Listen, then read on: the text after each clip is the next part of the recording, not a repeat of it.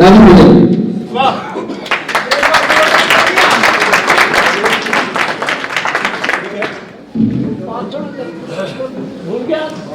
भैया आप यहाँ बोलना मत प्लीज। सुनो जी, आप यहाँ से बात में सुनो, मन से सुनो। मुझे नहीं पता मन से कितने लोग बोल चुके हैं और कितने रह गए हैं, लेकिन जो रह गए हैं मैं उनसे क्षमा मांगता हूँ। जब पब्लिक सामने होती है, अपनी प्रजा सामने होती है, तो सबका मन करता है कि संबोधित करें, लेकिन मैं आप सबसे क्षमा मांगते हुए जो नहीं बोल पाए मैं अपनी बात रख रहा हूँ। दीक्षित जी आप बैठ जाओ, मेरे को खड़ा करने के लिए आप खड़े हो गए, मेरे लिए बहुत बड़ी बात है।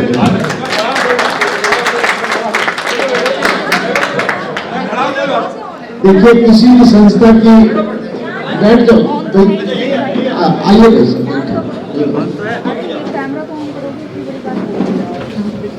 किसी भी संस्था की रीढ़ की हड्डी उसका अध्यक्ष होता है, और अध्यक्ष अपने छोटे भाई के साथ अगर खड़ा है तो मैं सोचता हूँ पूरी संस्था और पूरी आजादी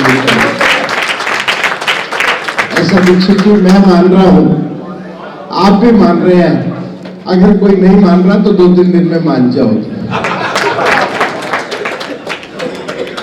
कारण है लोग कहते हैं डबल इंजन की सरकार होगी।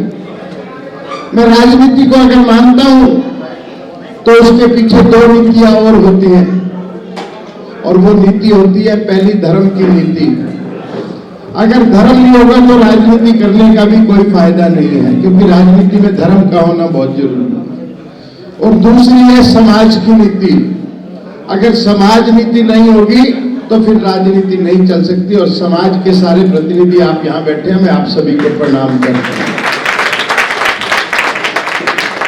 मैं आपको नागरिक, धार्मिक और जाति की बिरादरी की संस्थाओं के रूप में नहीं देख रहा, मैं मजलिस पार्क के रेजिडेंट के रूप में आपको देख रहा हूं, और इस विश्वास के साथ देख रहा हूं कि आपकी आंखों में जो विश्वास और चमक मेरे प्रति नजर आ रहा है, मैं उस विश्वास पे पूरा उतरने का खरा प्रयास करूंगा। इस विश्वास के साथ चुनाव में पिछली बारी भी लड़ा था, 45,000 वोट आप लोगों ने दिए थे। मेरे रेजिडेंट का आशीर्वाद मुझे मिला था, मेरी पार्टी के कार्यकर्ताओं ने बहुत मेहनत की थी, लेकिन उन दोनों कामों के आगे मेरा ब्रदर कुछ कमजोर पड़ गया था, मेरी किस्मत में नहीं था। और किस्मत में नहीं था तो नहीं मिला, लेकिन मेरे को किसी से कोई गिला शिकवा नहीं है। आप लोगों ने बहुत आशीर्वाद दिया। भाई साहब जोश में नहीं आना, जोश में नहीं आना प्लीज।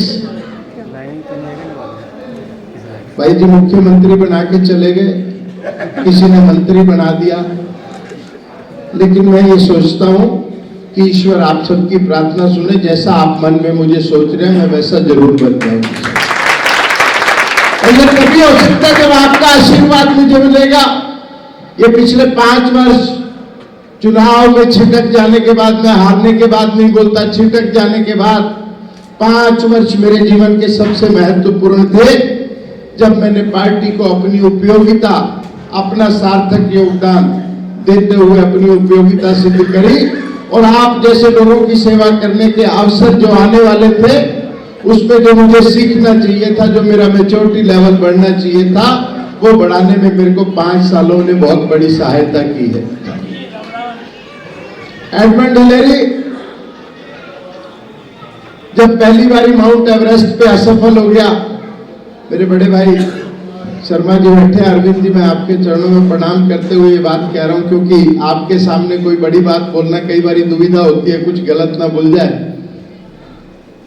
एडमंड हिलेरी जब पहली बारी माउंट एवरेस्ट से असफल होता है तो नीचे बेस कैंप होता है। जब माउंटेनियरिंग करने जो जाते हैं, हमारा बच्चा, इनका बच्चा माउंट एवरेस्ट पे होके आया था, तो नीचे बेस कैंप में वो नीचे खड़ा होकर एवरेस्ट को देख रहा है, ऊपर उसका कद देख रहा है और कह रहा है, माउंट एवरेस्ट याद रखना 2 साल के बाद मैं फिर आऊंगा, तेरा कद पिघल के 2 इंच नीचे हो चुका होगा और मेरा हौसला डबल हो चुका होगा।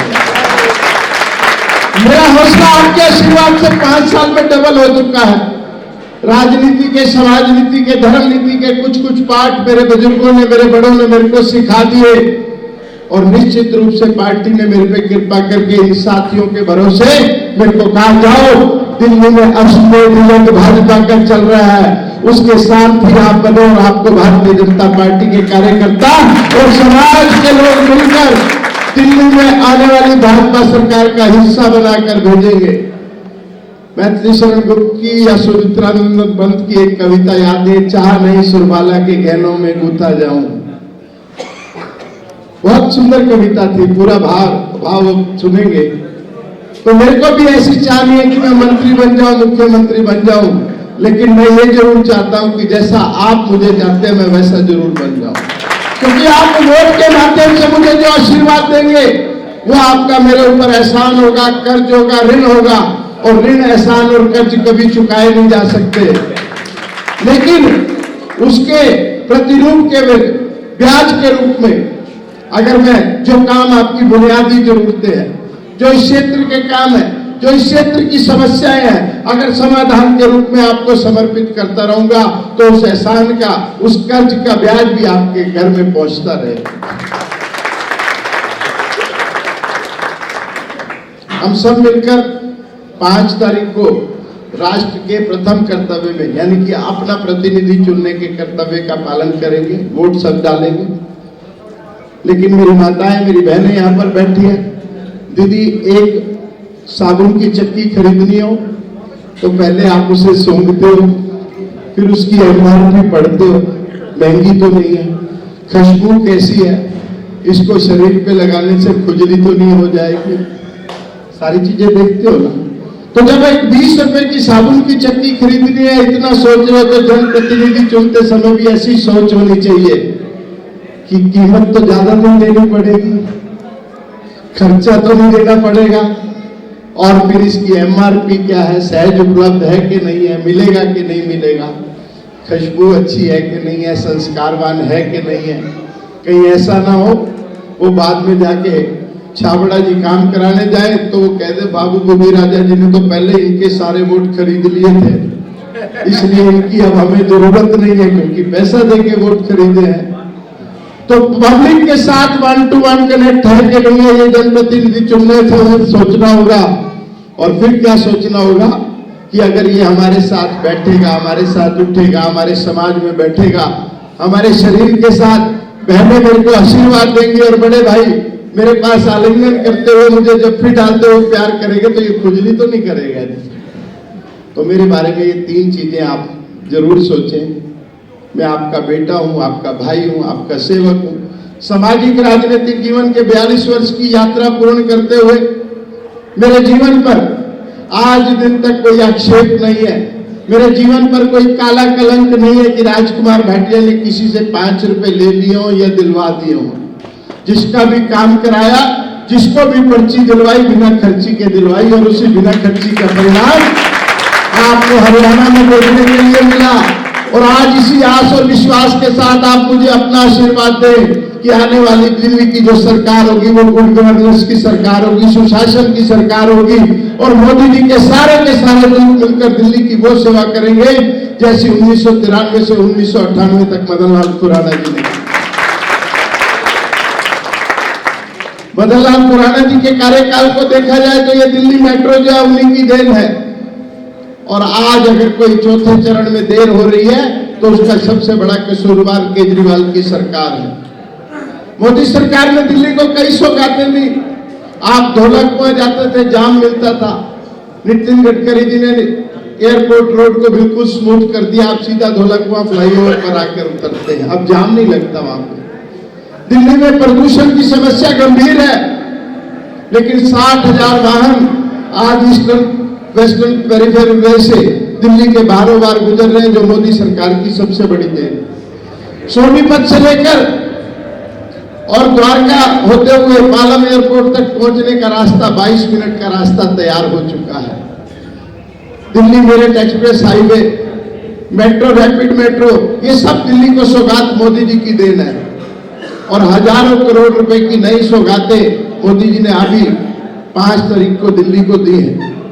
जिसका सीधा सीधा असर हमारे समाज पर, परिवार पर और हमारे दिल्ली शहर पर पड़ता है। लेकिन उसके साथ साथ दिल्ली को सुरक्षित होना बहुत जरूरी है। और हम जिस कॉलोनी में रह रहे हैं, मजलिस पार्क, आदर्श नगर एक्सटेंशन, ये बारूद के ढेर पर बसी हुई कॉलोनी है, क्योंकि परली तरफ रोहिंग्या मुसलमानों का धीरे धीरे कब्जा बढ़ता जा रहा है और उसको बढ़ाने का काम भी इस आम आदमी पार्टी की सरकार ने किया है। मान्यवर, एक एक दिन में 2-2 हजार अवैध वोट बनाकर आम आदमी पार्टी ने इस दिल्ली वासियों को ठगा है।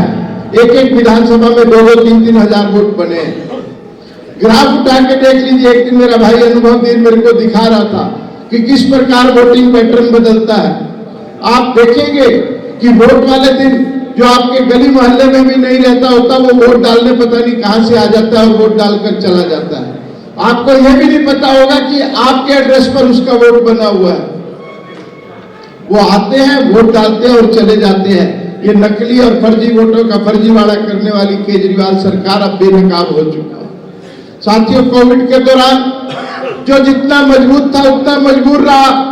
सरकार ने अपना कोई फर्ज निभाया, और फर्ज निभाने का काम अगर किसी ने किया तो मोदी सरकार ने किया। इस पूरे देश को 2 डोज का टीका देकर और फ्री में टीका देकर उन्होंने हम सबको सुरक्षा चक्र में लाकर खड़ा कर दिया। भारतीय जनता पार्टी के मेरे कार्यकर्ता भाई अनुभव, बहन नीलम मोदी राजा जी और जितनी भी टीम यहाँ पर बैठी है, ये सब लोग सड़कों पर थे, लोगों के घर खाना पहुंचा रहे थे, लोगों को मास्क बांट रहे थे, लोगों के घर ऑक्सीजन पहुंचा रहे थे, दवाइयां पहुंचा रहे थे। और केजरीवाल सरकार रोज कोरे वादे कर करके कि आज 3000 बेड बन गए, आज 3600 बेड बन गए, उन्होंने जनता को ठगा और चला है। और सबसे ज्यादा बुरा काम तो उन्होंने उस समय किया जब कोविड खत्म होने के पश्चात इस शहर को रीडेवलपमेंट की जरूरत थी, नागरिकों को रीएस्टेब्लिशमेंट की जरूरत थी। उन्होंने शराब नीति बनाकर एक के साथ एक फ्री करके सामाजिक प्रदूषण फैलाने का काम किया। केवल पार्क पर, पंचवटी पर, सराय एक्सटेंशन पर, कुशल सिनेमा पर ये 4 बड़े ठेके खोलने का काम और एक आजादपुर में पिंक ठेका खोलने का काम इस सरकार ने बिल्कुल लगभग कर दिया था। ठेके खुल भी गए थे।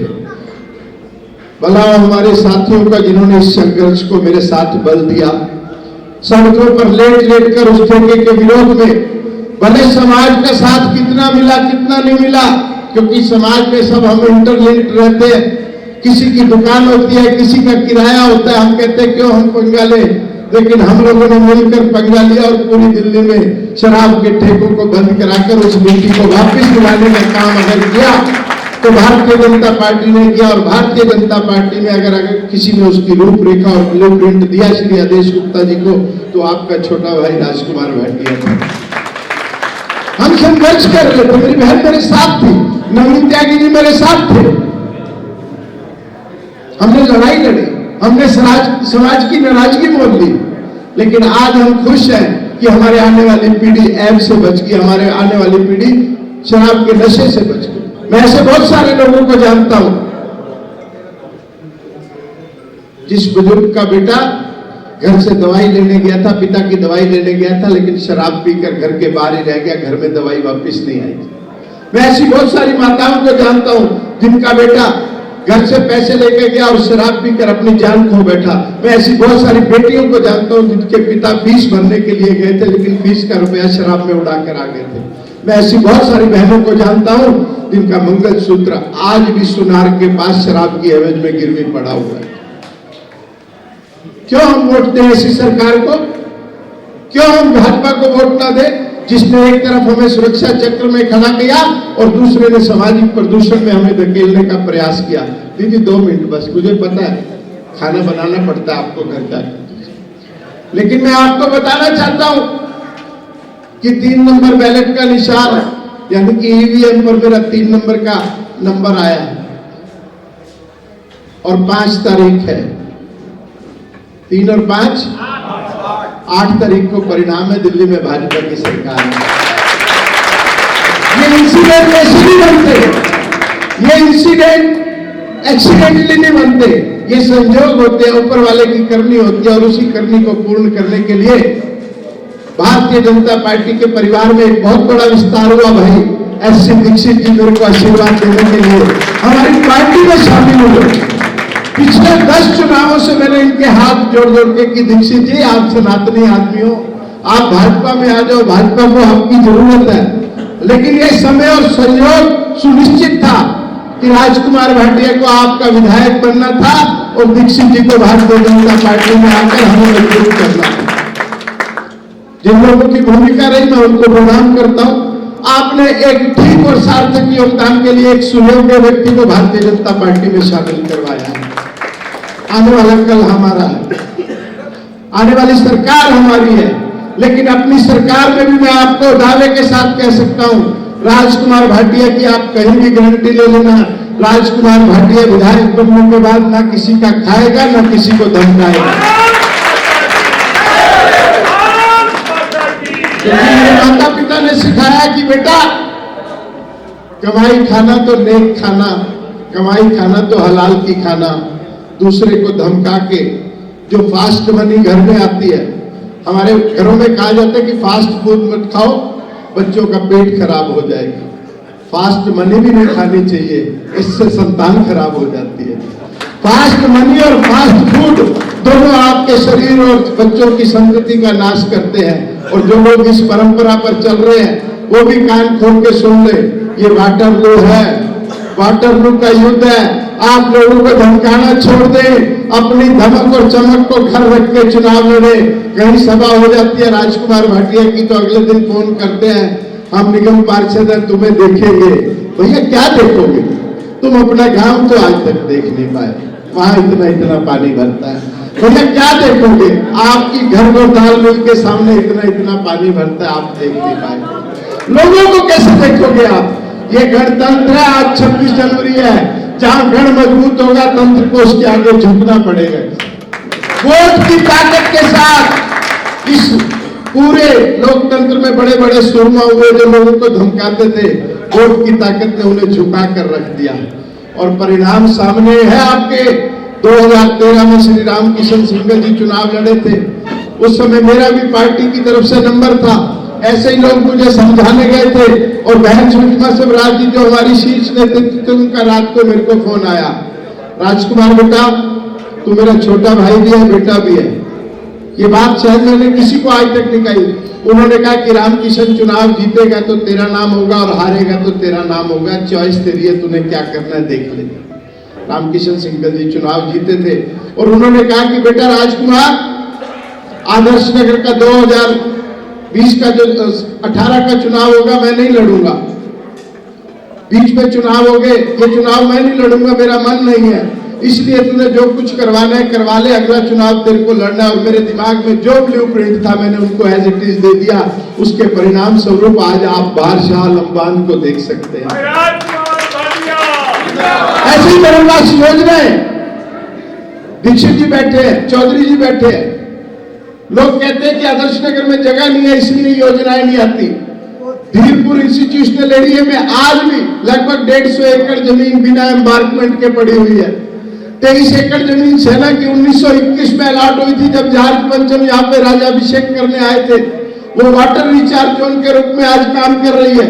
लेकिन वो जगह अगर सेना को उतनी जगह ट्रांसफर करके 23 एकड़ जगह कहीं और कंटोनमेंट एरिया में डीडीए दे दे तो हमारी कॉलोनी के लिए एक सुंदर पार्किंग 2000 गाड़ियों की और एक स्पोर्ट्स कॉम्प्लेक्स बनने की जगह है। और आपका ये छोटा भाई, आपका ये बेटा ये काम करके रहेगा। मेरे दिमाग में इस क्षेत्र को लेकर अनेक योजनाएं। आपके घरों की पार्किंग के बाहर आपकी रोज लड़ाइयां होती हैं, किसकी गाड़ी लगेगी। दीक्षित जी 6 महीने के अंदर अंदर हर घर के बाहर एक गाड़ी के लिए येलो लाइन खिंचवाकर पार्किंग का जो सिस्टम है फुल प्रूफ सिस्टम बना दिया जाएगा। ये देख ये मेरा काम रहेगा, क्योंकि जनप्रतिनिधि अगर सोच ले समस्या का समाधान करना तो उसे कोई रोक नहीं सकता। आपके अंदर विल पावर होनी चाहिए, आपके अंदर काम करने की शक्ति होनी चाहिए। और ईश्वर की कृपा से, मां सरस्वती की मेरे पे बड़ी कृपा है। कलम का मैं धनी हूं, लेकिन मेरी कलम सदैव राजहित में, जनता हित में और समाज हित में चलेगी। किसी का लेंटर तोड़वाने के लिए नहीं चलेगी। मेरे पास पिछले दिनों शिकायतें आई कि विधायक महोदय ने, निगम पार्षद महोदय ने फलाने मकान की शिकायत करी इसलिए टूट गया, इसलिए यह मकान टूट गया कि निगम पार्षद महोदय का कोई साथी पीछे से लाइट पुलिंग करता है, कंप्लेंट डालता है, तब ये टूट गई। अरे भगवान ने आपको शेर के निशान वाले, 4 मुंह वाले शेर का जो निशान दिया है, ये लोगों की शिकायत निपटाने के लिए दिया है, शिकायत करने के लिए नहीं दिया है। और अगर किसी विधायक का, निगम पार्षद का लेटर पैड किसी की शिकायत करने के काम आ रहा है तो उसे गद्दी पर बने रहने का कोई हक नहीं है। आप तो लोगों की शिकायत निपटाओ भैया। बात दूर तक जाएगी, लेकिन कहना जरूरी है। मेरे बारे में कहा जाता है राजकुमार भाटिया मीठा आदमी है। भैया आप अपने बच्चों को कड़वा बनाओ, जो कह रहे अपने बच्चों को ये संस्कार दो कि सामने जब कोई बुजुर्ग आए तो उनसे पांव छू के मत मिलना। भैया ये हमारे संस्कारों में नहीं है। अगर आपको राजकुमार भाटिया इतना ही बुरा लग रहा है तो आप अपने बच्चों को तो कम से कम अच्छी शिक्षा दे दो। और जो बड़ों का सम्मान नहीं कर सकता उसके पल्ले में कुछ नहीं है। बड़ों का सम्मान करना हमारी संस्कृति है, मेरे माँ बाप के दिए हुए संस्कार है। कहते हैं मीठी छुरी है, बहुत प्यार से बोलता है। अरे मीठी छुरी फल काट रही है भैया, सेहत बनेगी। आपकी तरह खंजर और हथौड़ा लेकर नहीं चल रहे, लोगों के लेंटर नहीं तोड़वा रहे हैं। और साथियों, डरने की जरूरत नहीं है, हौसले से चुनाव लड़ना, हौसले से कमल के निशान पर बटन दबाना। मोदी जी और अमित शाह जी की संतलत चल रही है, जो कहते हैं सो करते हैं। और वो आज भी अपने आप को प्रधानमंत्री नहीं, प्रधान सेवक कहते हैं। और आपका भी जो विधायक का कार्यालय होगा, विधायक का कार्यालय नहीं होगा, विधानसभा सेवक का कार्यालय होगा, उस पर बोर्ड नहीं लगेगा। जैसे मेरी बहन गरिमा गुप्ता ने अपने कार्यालय के बाहर लिखा था कि नगर सेविका आप भी आदर्श नगर के विधायक बनाने के बावजूद भी मेरे कार्यालय पर भी, और मेरा कार्यालय नाम का होगा। दीक्षित जी, मैंने आपसे आज तक यही मांगा कि आप मेरी पार्टी में आ जाओ। अब आपसे पैसे मांगूंगा मैं, और पैसे मांगूंगा तो अपने लिए नहीं मांगूंगा, चुनाव के लिए नहीं मांगूंगा।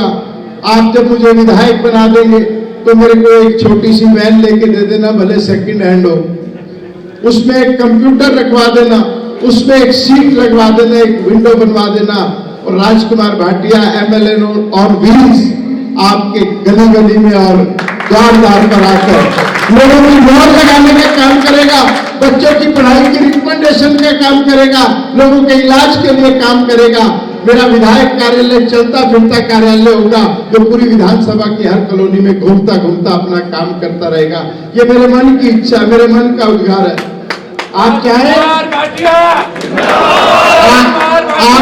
आप चाहें तो इस गाड़ी को थोड़ा अपग्रेड और भी कर सकते हैं, उसे ऐसी गाड़ी में भी बदलवा सकते हैं।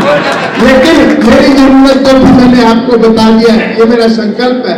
मैं चाहता हूं कि मैं मजलिस पार्क, आदर्श नगर, गांधी विहार, सूरज नगर, गोपाल नगर, जहांगीरपुरी, संजय एनक्लेव, महिंद्रा एनक्लेव, इन सब की सेवा करूं। आपका पूरा होगा, सीधी बात है। मैं सेवा करूं और मेरी सेवा में किसी प्रकार का लाभ मेरे लिए ना हो, मेरा लाभ भी हो तो मेरा राजनीतिक लाभ हो, और उस लाभ में मेरे लिए कोई निजी लोभ ना हो। ये मैं ईश्वर के चरणों में प्रार्थना करता हूं। आप 5 तारीख को मुझे आशीर्वाद दें, 8 तारीख को दिल्ली में भाजपा की सरकार बनाएं, और उसके बाद एक सहज, उपलब्ध, ईमानदार मोदी जी के दूत के रूप में अपना साथी अपने साथ खड़ा पाए। इतना ही कह के मैं अपनी वाणी को विराम दूंगा। आप लोगों ने देर तक मेरी बात सुना, और मैं श्री दीक्षित जी से भी अनुरोध करूंगा कि उन्होंने मेरे को परखा है। 1984 में मेरे पहले मकान की जब रजिस्ट्री हुई थी तो ये चौधरी परिवार उसमें प्रॉपर्टी डीलर थे। वीरेंद्र जी से आपने मेरे को मकान दिलवाया था, और दीक्षित जी ने उसकी डॉक्यूमेंटेशन करी थी। दीक्षित जी 1984 से लेकर आज दिन तक मेरे व्यवहार में कोई कमी नहीं आई। चौधरी साहब बैठे हैं, तीनों भाई बैठे हैं, क्योंकि पहली गारंटी तो वही होती है जिसने मकान दिलवाया और जिसने बसाया नहीं। बाकी सब लोग भी बैठे हैं।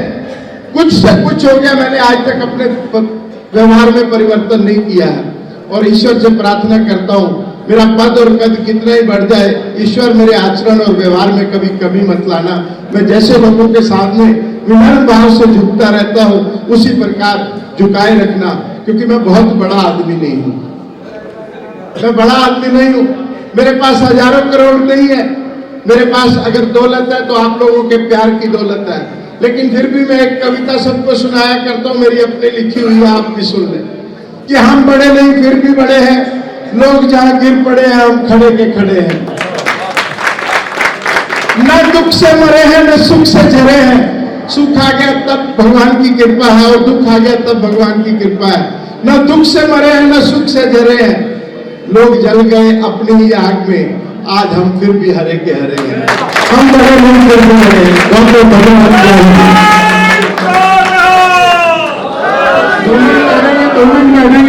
भगवान जी धन्यवाद करेंगे और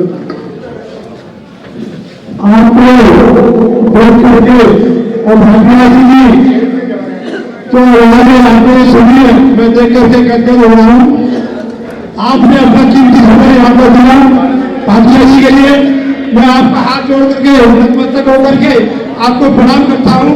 आपने अपना कीमती समय 7 बजे बैठे, भाग्यवासी 7 बजे आपको नहीं बैठे 7 बजे से, तो मैं सबको नमन करता हूँ, प्रणाम करता हूँ। आपको भाग्यवासी को सुना और सबको धन्यवाद देता हूँ। और 5 तारीख को अपना कीमती वोट भाग्यवासी को देना है, कमल में वोटिंग दबाना है और भाग्यवासी को जिताना है। तो तालियां बजाकर जोरदार उनका स्वागत करें। मंच पर आसीन सभी सम्मानित गण और सामने बैठे मजलिस पार्क क्षेत्र के सभी क्षेत्रवासी, मेरे भाई बहन माताएं, सभी को मेरा सादर अभिनंदन, सादर नमन। सबसे पहले मैं आपको आज गणतंत्र दिवस की हार्दिक शुभकामनाएं देना चाहूँगी। मैं आपको एक बात से शुरू करना चाहती हूँ कि भारत का राष्ट्रीय पक्षी मोर है और मोर बहुत ही सुंदर होता है, लेकिन जब वो अपने पैरों को देखता है तो वो रोता है, बहुत रोता है। ऐसे ही हम भारत देश में रह रहे हैं और हमारा भारत देश बहुत सुंदर है, लेकिन भारत की राजधानी दिल्ली वो मोरों के पैर जैसी हो गई है, जिसे हम देखते हैं तो हम दुखी होते हैं, रोते हैं कि कैसी दुर्दशा कर दी इस निकम्मी सरकार ने। इसलिए आप सभी को पता है अभी चुनाव का आगाज हो चुका है और इधर उधर की बातें करने से बेहतर है कि हम अब मुद्दे की बात पर आ जाएं। मुद्दे की बात यह है कि आपके सामने 3 पार्टीज आ रही हैं, कांग्रेस, आम आदमी पार्टी और भारतीय जनता पार्टी। सभी लोगों की ये धारणा है कि कांग्रेस तो लाइन में ही नहीं है और सीधा सीधा मुकाबला भारतीय जनता पार्टी और आम आदमी पार्टी का है। तो जब हम यहाँ पे सभी लोग जो बैठे हैं सभी व्यापारी हैं और एक व्यापारी ही अच्छे से मोल भाव कर सकता है और जब वो मोल भाव करता है तो सब चीजों को देखता है, परखता है, शुद्धता देखता है उसकी। आज हमें ये शुद्धता देखनी है कि हम किस ओर जा रहे हैं, किसको चुन रहे हैं, किसको चुनना चाहिए, कौन हमारे लिए आकर काम करेगा, कौन हमारे भविष्य का निर्माण करेगा, कौन हमारे समाज का सुधार करेगा। मैं भी मजलिस पार्क की निवासी हूँ, यहाँ की बेटी भी हूँ और यहाँ की बहू भी हूँ। मेरा बचपन मजलिस पार्क में ही गुजरा है, मेरी मम्मी भी यहीं की थी, यहीं की बेटी। और मजलिस पार्क की इतनी दुर्दशा हो गई है कि सब भली भांति जानते हैं। थोड़ी सी बारिश होती है तो पानी घुटने घुटने भर जाता है। भरता है कि नहीं भरता? भरता है ना। मैं आपसे जवाब चाहती हूँ क्योंकि मैं भाषण नहीं दे रही हूँ, मैं आपसे वार्तालाप कर रही हूँ, बातचीत कर रही हूँ। इसलिए जब मैं कुछ बोलूँ तो हाँ या ना में कृपया कर मुझे उसका जवाब दीजिएगा। तो आज मजलिस पार्क में थोड़ी सी बारिश में भी पानी भरता है कि नहीं भरता? भरता है। और घुटने घुटने पानी पड़ता है। अब हम बात करते हैं कि मजलिस पार्क का विकास क्यों नहीं हो पा रहा। पिछले 10 साल से आम आदमी पार्टी की सरकार है और इस समय जो चुनाव में आम आदमी पार्टी के प्रत्याशी हैं, हमारे प्रतिद्वंदी हैं, वो सत्ता में पिछले 27 साल से हैं और आदर्श नगर में पॉलिटिकल टूरिज्म करके आए हैं। हर वार्ड में घूमे हैं, वो हर वार्ड में घूमे हैं, लेकिन उन्होंने आदर्श नगर को आदर्श नगर नहीं बनाया। मैं आपसे पूछना चाहती हूँ कि क्या आपका आदर्श नगर आदर्श बना है? बना है? चाहते हैं इसका आदर्श बनाना? दूसरी तरफ है हमारे भाई राजकुमार भाटिया जी, जो राजनीति में तो चल रहे हैं लेकिन कभी सत्ता का लालच नहीं किया। उन्होंने राजनीति से पहले समाज नीति की है और समाज नीति कैसे की है? उन्होंने रोटी बैंक चलाया है। जो इंसान नर सेवा नारायण सेवा में विश्वास रखता है वो क्या आपका भला हमारा भला नहीं करेगा? जो गरीबों के बारे में सोचता है, लोगों का पेट भरने के लिए सोचता है, क्या वो हमारे आदर्श नगर के बारे में नहीं सोचेगा? सोचेगा या नहीं सोचेगा? सोचेगा। महिलाओं के लिए ये बोला जाता है कि आम आदमी पार्टी महिलाओं के सम्मान की बात करती है, सम्मान योजना निकालती है, लेकिन चुनाव में निकालती है। मैं बात करना चाहती हूँ कि महिलाओं के सम्मान की जब बात होती है तो ये सिर्फ आम आदमी पार्टी केजरीवाल सरकार या झाड़ू की सरकार में ऐसा क्यों होता है कि महिलाओं का अपमान होता है? आम आदमी पार्टी की सांसद स्वाति मालीवाल जी जब केजरीवाल के घर जाती हैं तो उनके साथ बदतमीजी की जाती है, उन्हें मारा पीटा जाता है, उन्हें अपशब्द बोले जाते हैं। और उसी पश्चिम पर चलकर यहाँ के जो प्रत्याशी हैं आम आदमी पार्टी के, वो अपने ही पार्षदा नेहा अग्रवाल जी की अभद्र टिप्पणी करते हैं। ये आपने सुना होगा। अगर मेरी बात में कोई संशय लग रहा हो आपको तो आप सभी के हाथ में मोबाइल है और सारा दिन सभी के हाथ में मोबाइल हो रहा है। आप सोशल मीडिया देखिए, हर जगह बयान चल रहे हैं, चुनावी दौर है, हर जगह जागरूकता अभियान चल रहे हैं। तो जहां नारी का सम्मान नहीं है, महिला का सम्मान नहीं है, क्या आपका सम्मान होगा? क्या आदर्श नगर की जनता का सम्मान होगा? होगा या नहीं होगा? होगा या नहीं होगा? तो आपको कैसा व्यक्ति चाहिए? सम्मान करने वाला। हमारे भाई राजू भैया राजकुमार भाटिया जी जब किसी से मिलते हैं उनके पैर छूते हैं, उनका आशीर्वाद लेते हैं, उन्हें गले लगाते हैं, माताओं बहनों से आशीर्वाद लेते हैं। कोई बहन बेटी मिलती है तो उसको बोलते हैं, और बहन कैसी हो, बेटी कैसी हो, ठीक हो, कोई तकलीफ तो नहीं है, जबकि वो अभी सत्ता में नहीं है, लेकिन फिर भी वो सभी से इस तरह से बात करते हैं। लेकिन सामने से क्या आता है कि ये क्या है, ये तो कोई मिलना नहीं चाहता तो उनको जाकर गले पड़ जाते हैं, लोगों के पैरों में गिर जाते हैं। क्या ये संस्कार है? अगर हाँ ये गलत है तो आज से हमें अपने बच्चों को ये सिखाना चाहिए कि बेटा किसी के पैर मत छूना। सिखाना चाहिए। क्या आप चाहते हैं कि हमें ऐसा बच्चों को सिखाना चाहिए कि बेटा किसी के पैर मत छूना? ऐसी संस्कृति चाहिए हमें, ऐसा आदर्श नगर चाहिए। इसलिए अभी हमें अपने आदर्श नगर को आदर्श बनाने के लिए बहुत सूझबूझ के साथ एक निर्णय लेना है और वो निर्णय 5 फरवरी को जाकर आपको लेना है। और ये सिर्फ आपका निर्णय नहीं है, ये पूरे समाज के कल्याण के लिए निर्णय है, ये आपके बच्चों के भविष्य के लिए निर्णय है।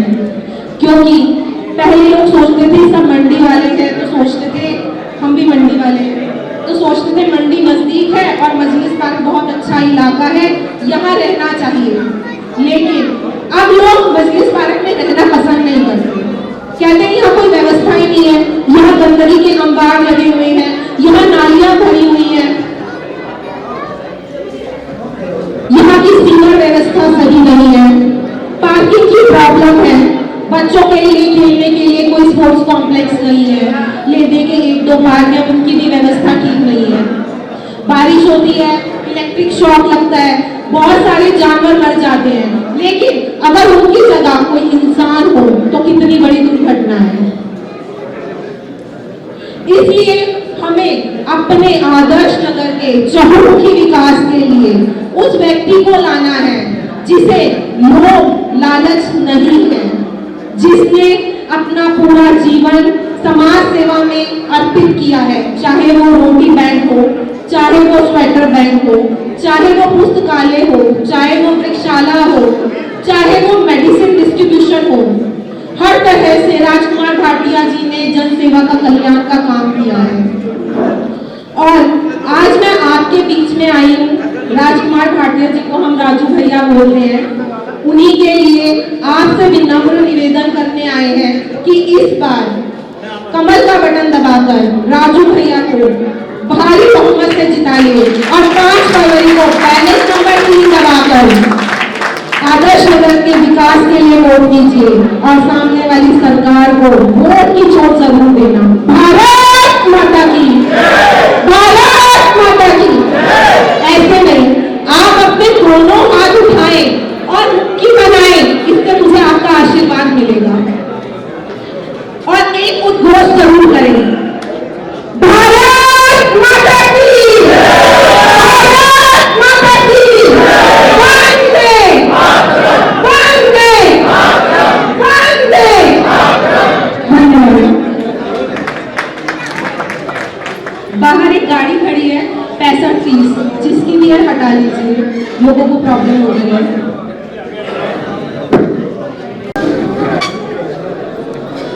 भारत माता की, भारत माता की, वंदे वंदे। Bharatiya Janata party, Bharatiya Janata party.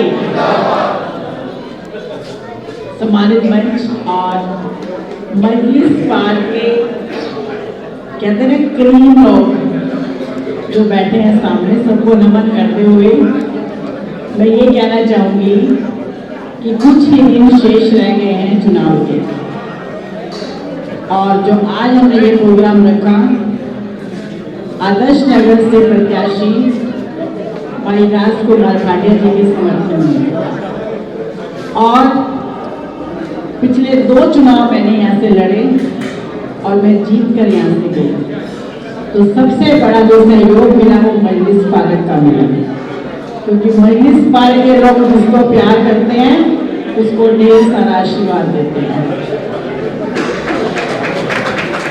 आदर्श नगर में मजलिस पार्क भी पहले था, वार्ड आदर्श नगर था, लेकिन उसमें मजलिस पार्क भी ऐड था। ये तो डिलिमिटेशन किया तो मजलिस पार्क अलग कर दिया, आदर्श नगर अलग कर दिया, तो प्यार तो पूरे आदर्श नगर के निवासियों ने ही दिया था, तभी मैं जीत पाई थी। तो ये सहयोग और प्यार जब मिलता है तो एक अनुभूति होती है कि हाँ सभी कार्यकर्ता, सभी लोग हमारे साथ मिलकर चल रहे हैं। आज एक दूसरी पार्टी आपके सामने है जो पिछले 10 साल से यहाँ पर राज कर रही है। आपको बता दूं कि पिछले 10 सालों में अगर कोई काम एक भी हुआ तो आप मुझे गिना सकते हो। मेरी नॉलेज में तो कोई ऐसा काम बड़ा हुआ नहीं कि जो विधायक के रहते हो सकता था लेकिन नहीं हुआ। और अब जो वो चुनाव लड़ रहे हैं वो निगम पार्षद रहते हुए अगर काम कर रहे हैं तो आप मुझे बता दो, कोई एक बड़ा कोई काम हुआ हो तो वो बताएं। तो जब निगम पार्षद रहते हुए नहीं काम करा पा रहे तो विधायक बन के क्या काम करेंगे। और दूसरी तरफ है राजकुमार भाटिया जी आपके बीच में, जो सौम्य और सरल स्वभाव के आपके बीच में है और हमेशा से आपके बीच में रहने वाले हैं, क्योंकि जब से वो राजनीति जोड़े हैं समाज से जुड़कर उन्होंने काम किया है और काम करने वाले हैं। राजकुमार भाटिया जी का ऐसा नाम है कि 20-25 साल से जब वो राजनीति जुड़े थे तभी से उन्होंने रोटी बैंक भी चलाया, उसके माध्यम से भी लोगों की समाज सेवा की, और मंडी में रहते हुए पंचवटी में रहते हैं लेकिन समाज के लिए हमेशा खड़े रहते हैं और सबके साथ एक मिलकर झुककर सलाम करके जो इंसान चलता है वो नाम है राजकुमार भाटिया जी। तो मैं यही कहना चाहूंगी कि उन्होंने एक शगुफा छोड़ा मेरी बहनों के लिए कि सभी महिलाओं को वो 2100 रुपये देंगे उनके जो अकाउंट में आएंगे, लेकिन उन्होंने तो सिर्फ कहा है। मैं आपसे ये कहना चाहती हूँ कि 2500 रुपये सब बहनों के अकाउंट में आएंगे, ये मोदी जी की गारंटी है, क्योंकि मोदी जी की गारंटी जो मोदी जी कहते हैं वो करते हैं, ये मोदी जी की गारंटी है। इसमें उन्होंने कहा है सभी बहनों को 500 रुपये में सिलेंडर दिया जाएगा और होली की तारीख को फ्री में दिया जाएगा। ये मैं अपनी बहनों को बताना चाहती हूँ, ये है मोदी जी की गारंटी। प्रत्येक गर्भवती महिला बहन को उसको 21,000 रुपये उसके अकाउंट में आएंगे जब वो गर्भवती बहन मेरी बनेगी। और उसके बाद 6 पोषण किट उसके स्वास्थ्य के लिए दी जाएंगी। ये है मोदी जी की गारंटी। और आयुष्मान योजना जो दिल्ली गवर्नमेंट ने नहीं चलने दी, वो भारतीय जनता पार्टी आदर्श नगर विधानसभा और दिल्ली में जब हमारी सरकार आएगी तो उसको लागू करेगी। और एक गारंटी और दी है मोदी जी ने कि जब कोई भी इंसान 70 साल से ऊपर होगा उसका 5 लाख का बीमा उसको फ्री में इलाज कराएंगे। ये है मोदी जी की गारंटी। मोदी जी हमारे जब से प्रधानमंत्री बनाए उनकी बहुत सारी योजनाएं चली, उन्होंने जो कहा वो किया। ये है मोदी जी की गारंटी, जो वो कहते हैं वो करते हैं, और जो जो योजनाएं उन्होंने लागू की सारी कंप्लीट हुई है। ये मैं बताती हूँ, ये है मोदी जी की गारंटी, जो वो कहते हैं वो करते हैं। इसलिए इस बार दिल्ली में भाजपा आ रही है, तो मैं आप लोगों से ये कहना चाहती हूँ कि अनजाने में कोई भूल मत करना। आदर्श नगर विधानसभा का जब अपना विधायक बनेगा तो हम सबको खुशी होगी और हम सब काम कराने में सबसे आगे रहेंगे, क्योंकि विधायक राजकुमार भाटिया जी नहीं बनेंगे, विधायक आप लोग बनेंगे। जब अपना इंसान जीतता है ना तो बहुत खुशी होती है, और थोड़े से मार्जिन जब रह जाता है तो दूर से देखते देखो हमारा भाई हार गया। तो ऐसी नौबत ना आए। पिछली बार 1500 मार्क वोटों से रह गए थे, लेकिन इस बार कोई चूक ना हो, ना कोई भूल हो। आप सबसे मेरी अपील है, आप घरों में संपर्क करें, जाकर एक घर में जाकर बात करें। मुझे मालूम है जितने लोग बैठे हैं ये सब बीजेपी को वोट करेंगे, लेकिन आप अपने साथ 5-5, 7-7 बहनों को, भाइयों को जब तक अपील नहीं करेंगे तब तक कैसे बात करेंगे। तो मेरी आप लोगों से गुजारिश है कि आने वाली 5 तारीख को सबसे पहले अपना मतदान करके उसके बाद पड़ोसियों का मतदान कराएं, और जो बाद में बनाए जाए तो उनका मतदान कराएं। तभी आदर्श नगर विधानसभा से भाई राजकुमार भाटिया जी को विधायक बना पाएंगे। ये मेरे आप लोगों से एक बहन की भाई के लिए अपील है।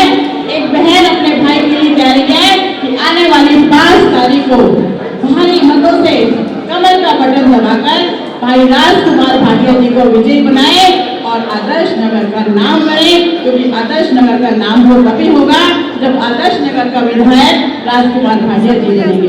धन्यवाद। बहुत बहुत धन्यवाद। और गैस सिलेंडर की बात क्या होता है, नाम कोई माता याद होती है, महसूस होती है। ऐसे लोग हमारे बीच में वो आएंगे और आपको अपने बच्चों से करेंगे, आगे भाई हो सकते हैं।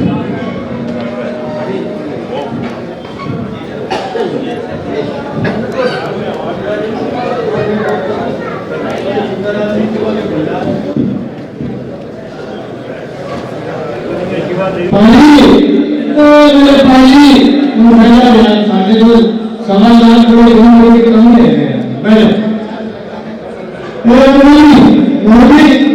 आपका स्वागत है। फिर तो पूरा हमारे विधायक आए हैं कि कुर्सी खाली है बातचीत में प्लीज आपको बोला आपको 10 साल से आपको जितने लोग शादी गए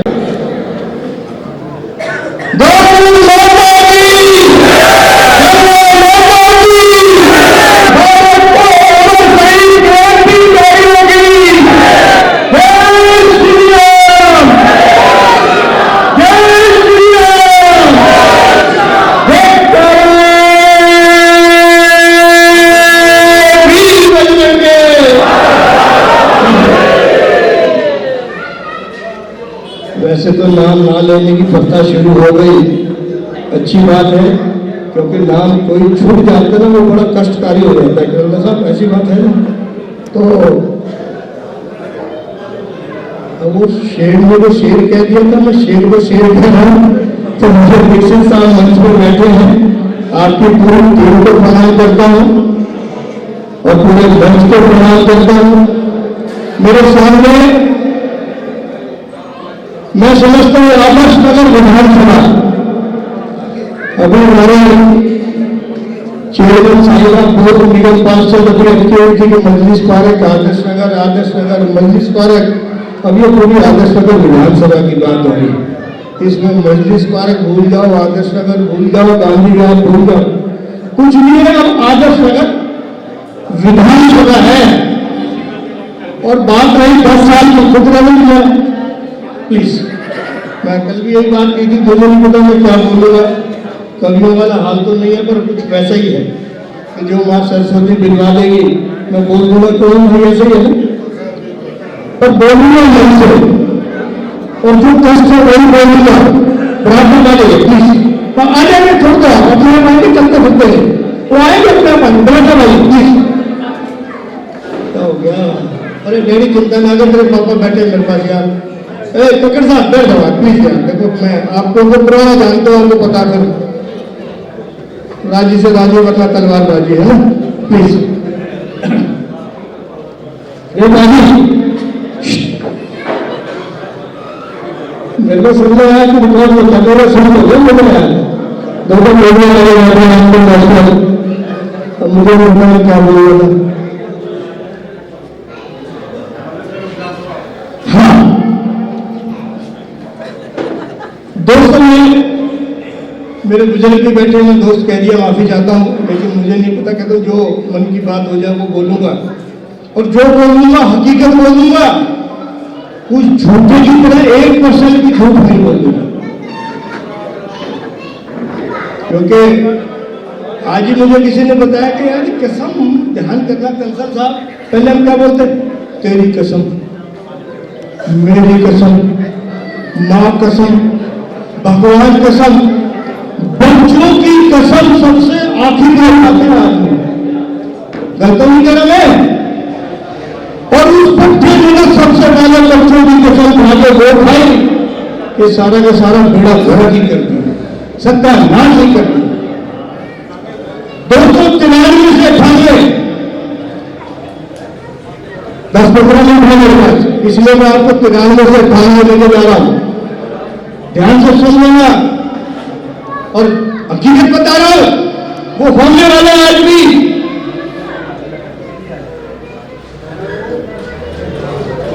93 में हमारा विधायक था तो आदर्श नगर चकाचौंध थी और दिल्ली में सरकार भी थी, ठीक नहीं थी, बढ़िया चली, पूरी दिल्ली की सड़कें बनी, पूरी दिल्ली के फ्लाईओवर पास हुए, और मेट्रो जी भी हमारे मुख्यमंत्री आदरणीय खुराना जी लेके आए। ये होता है विकास, कोई चोरी चकारी नहीं थी, कोई एक पे एक शराब फ्री नहीं थी, पानी चौथी मंजिल पर भी जाता था, बिना मोटर के जाता था और साफ जाता था।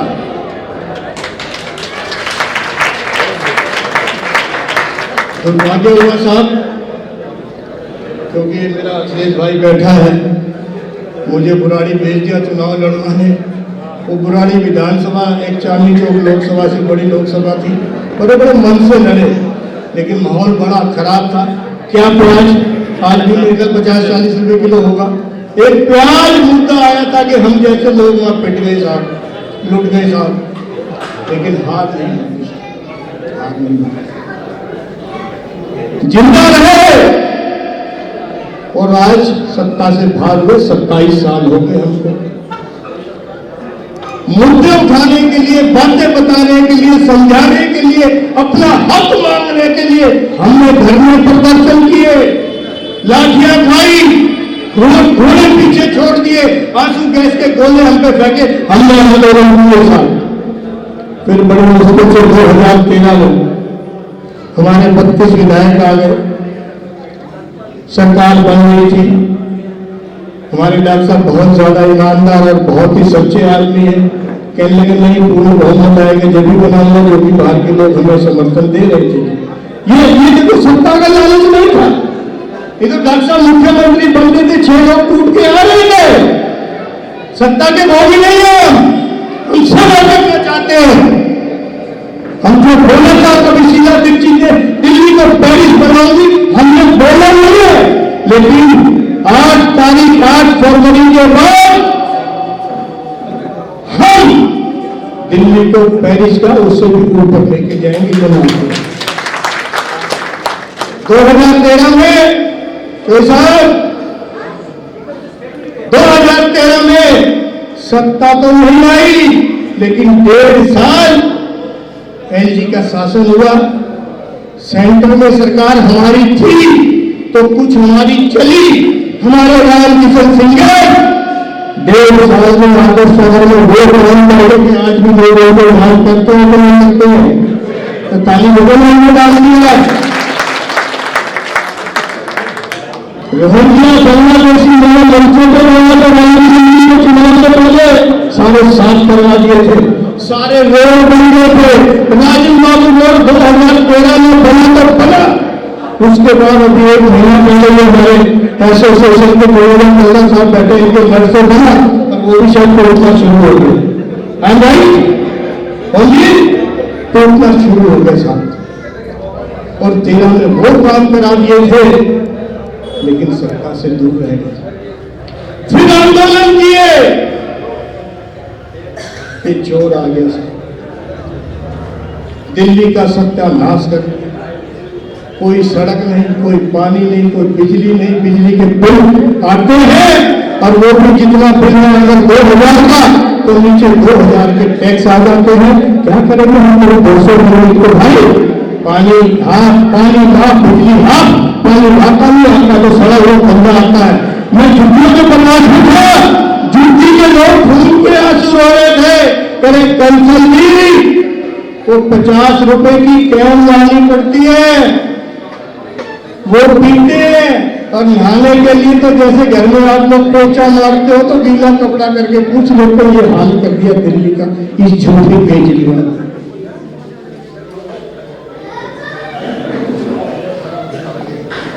मैं अब आपको ये बता दूं कि हम दिल्ली में सत्ता क्यों चाहते हैं, और आसपास की स्टेटों में डबल इंजन की सरकार है। ये पत्र छपा है, आप सभी पढ़ लेना, बहुत लंबी बातें हैं। ये गारंटी कार्ड है, 500 रुपए का सिलेंडर मिलेगा, साल में 2 फ्री मिलेंगे। हमने इसके होर्डिंग पोस्टर नहीं लगाए, पब्लिसिटी नहीं की। होली दिवाली पर फ्री सिलेंडर, 500 रुपए का सिलेंडर। हमने कोई पर्चे नहीं करवाए, कोई पब्लिसिटी नहीं की। हम सत्ता में आ रहे हैं, प्रभु की बड़ी कृपा है, उस राम जी की कृपा है। वो कहते हैं ना कि जो राम का नहीं, जो राम का नहीं, जो राम का नहीं, कमल है, कमल है, कमल है, कमल है। तो भैया हमारी कोई हमें नहीं करी, हमारा बेटा राम का मंदिर बना लियो, हॉस्पिटल बना लियो, कहीं भी अरे किसी की नानी दादी ऐसा बोलेगी क्या?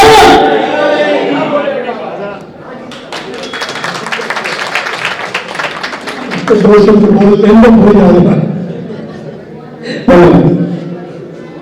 कोई नानी दादी ऐसा बोलेगी?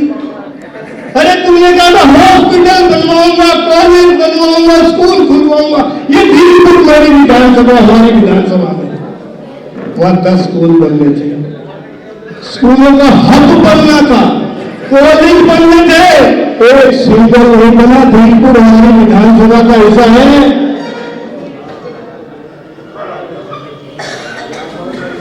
एक बड़े की मजे की बात हुई, समय है तो इसलिए बता रहा हूं।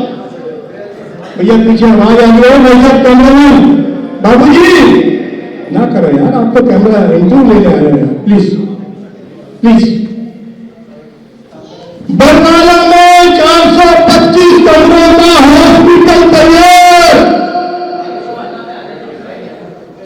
समझ में आया? यहाँ कहीं कोई बोर्ड नहीं, कोई पब्लिसिटी नहीं। तो हमारे नेता सदन उस टाइम वो थे जो भी सांसद बन गए हमारे, नहीं बिजोड़ी जी, हमारे भजेंद्र गुप्ता जी, हमारे उस टाइम वो थे आदेश गुप्ता जी, ऐसे 5 लोग वहां देखने गए। यार कमाल हो गया, तो हदी हो गई, चमत्कार हो गया, तो सलूट करना पड़ेगा केजरीवाल को। अब जब बरवाला के पास पहुंचे जहां हॉस्पिटल की बात थी कि 425 करोड़ों का हॉस्पिटल तैयार, राकेश बहुत ही बहुत जमीन की समतल नहीं थी, जरा क्या कर लोगे छोटे का, क्या कर लोगे छोटे का। भगवान से बड़ा कौन होता है? भगवान से बड़ा कौन होता है? गंदी भाषा हरियाणा की है। मन से बड़ा भगवान से, क्या कर लोगे ऐसे मन का? तो बच्चों की कसम खा जाए, झूठे वो करने वाले किसके चक्कर में पड़े यार। अभी हमारी नीलम जी कह रही थी 10 साल, अरे 10 साल वाले ने वोट दिखा दिया, अभी जरा से नहीं भाग। तो मैंने कभी बुराई नहीं की, इस मंचों से भी ध्यान करना, मैंने पवन के लिए कभी मैंने बुराई नहीं, वो बोला है बेचारा शरीफ आदमी, उसे नहीं काम कराया आया बेचारे को। और तू तो 27 साल से राज कर रहा है यार, 97 से 2025 पूरी विधानसभा घूम ली। बता दे भाई कौन सा डिस्ट्रिक्ट पार्क है, कौन सा हॉस्पिटल है, कौन सा स्कूल कॉलेज है, तू तो अपनी गणना कर ले मैंने यार। और 25 साल जिस माँ ने पाला पोसा बड़ा किया, जवान किया, मौज करा दी, दूध मलाई खिला दी, बादाम अखरोट खिला दिए, और जब माँ परेशान हो गई, बुढ़ापे में आ गई, दुखी हो गई, कोई सुनने वाला नहीं, अब उसका जो रहनुमा है उसको बेचारे को पप्पू बोलते हैं, क्या करोगे? अब उसको लगा कि कांग्रेस का तो वजूद खत्म, अब वो अपनी माँ को ठोकर मार के आ गया, अब आम आदमी पार्टी में आ गया। मुझे किसी ने कहा कैसा लग रहा है मुकेश जी आपके वहां आ गए? मैंने कहा भाई आसमान से गिरे खजूर पे अटके। क्यों चोर मुझे भाई? कहने लगा वो कैसे? मैंने कहा केजरीवाल ने अपने बाप को ठोकर मारी अल्लाह को, ये अपने बाप लाने ठोकर मार के आना मुझे अच्छे से ध्यान में है, क्योंकि 64 साल का होगा, 55 साल से आदर्श नगर में रहता हूं, 55 साल से उन्होंने पाला पोसा बड़ा किया लाला जी ने इसको, मुकेश जी को। हम मोड़ लगाता था, पानी पानी शॉप पिलाता था। अरे बेटा बैठ जाओ प्लीज, बैठ जाओ। तो उसने उसको ठोकर मारी, उसने अपने गुरु को ठोकर मारी, उसने अपने गुरु को ठोकर मारी, चोर चोर से हो गए। मंडा तो आदर्श नगर विधानसभा का हो गया। वो कहता है यार बात हो, एमएलए हरवा दोगे, पार्षद तो रहेगा, बिल्डिंग कहां से बना लोगे? तब मैंने एक बात कही थी, मैंने कहा भाई जैसे मैंने पहले भी कहा था, राजी से राजी वरना तलवार। पहले हम छेड़ते नहीं, और जो हमें छेड़ता है उसको हम छोड़ते नहीं। तेरा वैभव अमर रहेगा, हम दिन चार रहना रहे, देश हमें देता है सब कुछ, हम भी तो कुछ देना सीखे। हम देश के लिए जीते हैं, देश के लिए देते हैं। तू क्या करेगा? हमको भिखारी है क्या यार? हम लोग भी आगे तक से भीख मांगनी है क्या यार? अरे भैया स्वावलंबी है, मोदी जी ने स्वावलंबन के लिए जितने भी हमारे कारीगर हैं सबको छूट दी थी। कोई पढ़ाई है, पेंचर वाला है, स्कूटर मैकेनिक है, कारपेंटर है, 50,000 से 5 लाख रुपए तक का बैंक से आप लोन ले लीजिए, कोई गारंटी नहीं, सेल्फ टेस्ट से आपको पैसे मिलेंगे, बशर्ते आप मैकेनिक चाहिए। और आप 2 साल 3 साल 4 साल 5 साल बेटा बैठ जाओ, आप प्लीज बैठिए। 5 साल तक, 1 साल से 5 साल तक आप जो भी किस्त बना के वापस देंगे, जो भी वापस देंगे, हम मेरे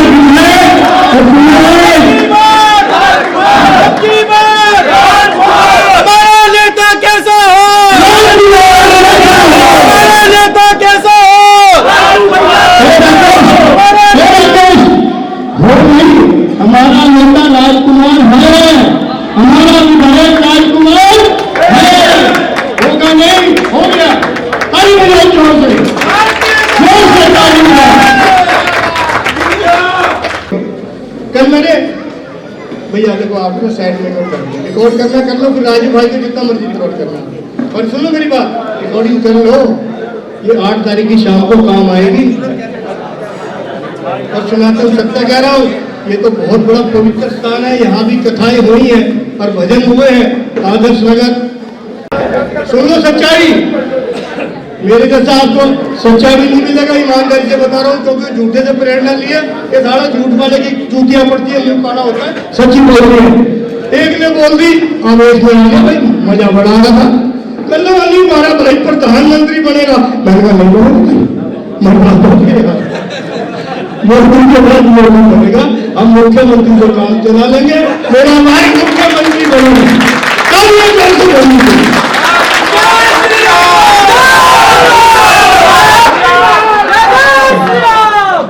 तो मैंने झूठ का साथ तो नहीं किया, उतना ही बोलूंगा जितना मैं ले सकता हूँ। मेरी माँ मेरा प्रभु जितना मुझे दे सकता मैं उतना इसकी झोली निकलवाऊंगा, और आपके आशीर्वाद से डलवाऊंगा, आपके सहयोग से डलवाऊंगा, आपकी हिम्मत से डलवाऊंगा, लेकिन डलवाऊंगा मजलिस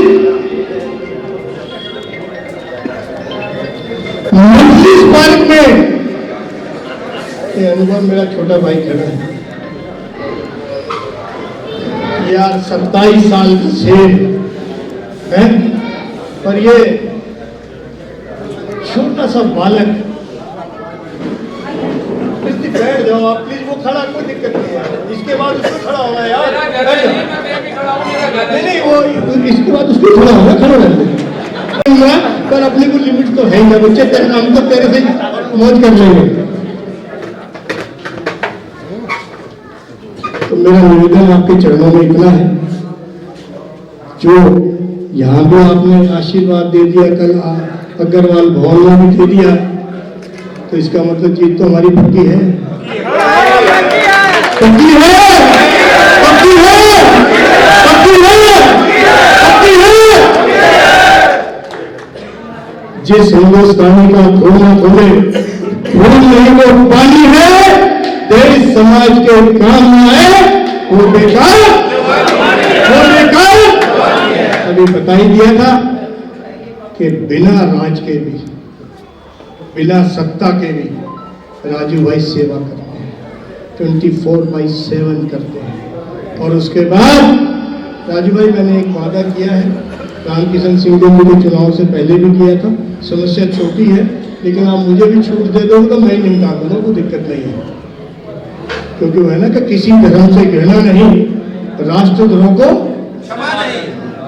तो वो ढोंगिया जो साफ करवाए हैं कि हमने, मैंने हाँ भरवा लिया आपके सामने, तो कल को मैं लाठी लेके चला जाऊंगा, मेरे को तो बहुत दुख लगते हैं। और आदर्श नगर उनके जाने के बाद आदर्श नगर में डिस्ट्रिक्ट पार्क भी होगा। मैं आपको बता दूं, हमारे सांसद तब्दील खंडेलवाल जी कल आए, उनकी पाइपलाइन में है, वहां हॉस्पिटल भी बनेगा आदर्श नगर विधानसभा में, कॉलेज भी बनेगा।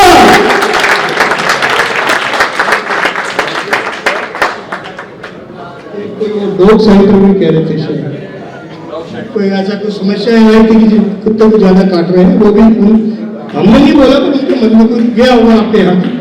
ऐसी 4-5 चीजें पाइपलाइन में है, ऐसी चीजें पाइपलाइन में है, और वो मुख्यमंत्री के पास गए, एक भी उसने हाँ नहीं भरी, हाँ जी मैं कुछ जमीन दिलवा दूंगा, मैं कुछ करवा दूंगा।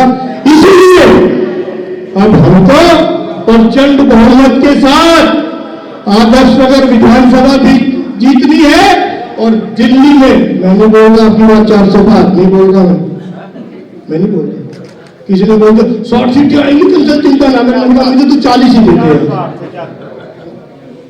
मुझे 40 ही देते भाई, अब होगा क्या, और 100 हारी है, चलिए यार क्या हो गया, 60 की हारी 55 रह जाएंगी, जहाँ वोट क्यों डालना हमको, कसम खा लो, मैं निवेदन कर रहा हूँ आपसे, वोट जरूर डालनी, एक वोट देश के नाम, सनातन के नाम, मेरे प्रभु राम के नाम, मेरी बहन बेटियों के नाम, बलात्कारियों के खिलाफ एक वोट देना है, नहीं तो वो हाल हो जाएगा, बहन बेटियां निकलनी मुश्किल हो जाएगी, निकाल नहीं पाओगे। एक बात कह के अपनी वाणी को विराम दूंगा। मैं सिर्फ आपको एक बात कहूंगी, बच्ची सुनिए, आपके मतलब की बात कह रहा हूं।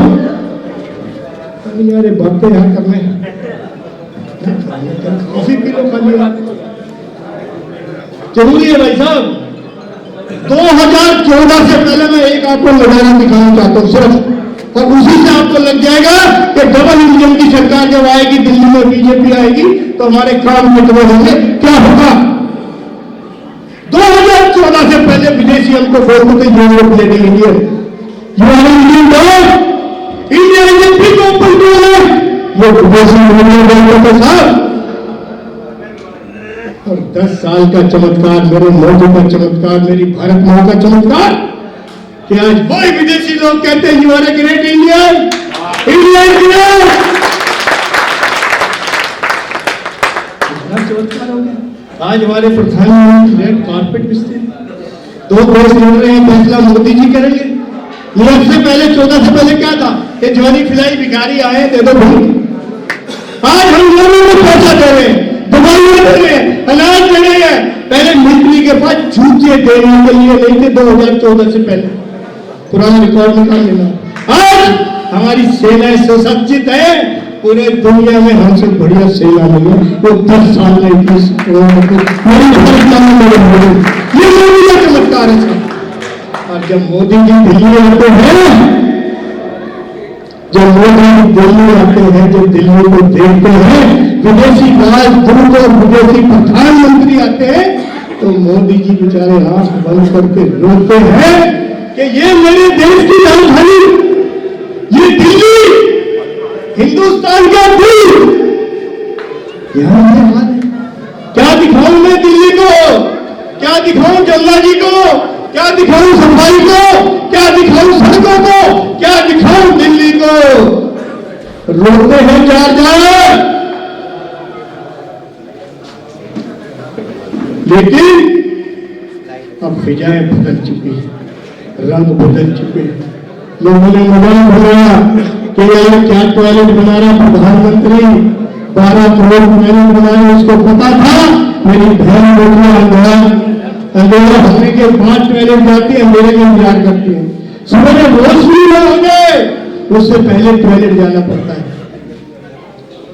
ये 12 करोड़ टॉयलेट जो बनवाए उसकी सूझबूझ थी, बहनों के लिए बनवाए, बहन बेटियों के लिए बनवाए, उनके साथ दुराचार ना हो जाए इसलिए बनवाए।